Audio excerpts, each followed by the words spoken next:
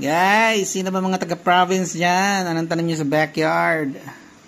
Saging, santol.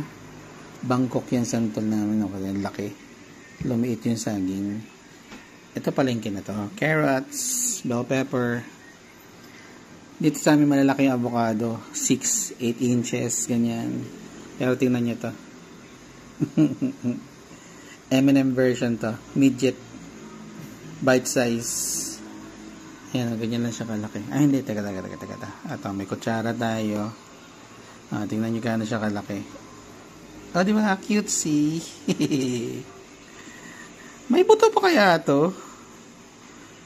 Linggit, ano? Tanim kayo sa backyard para tag dito.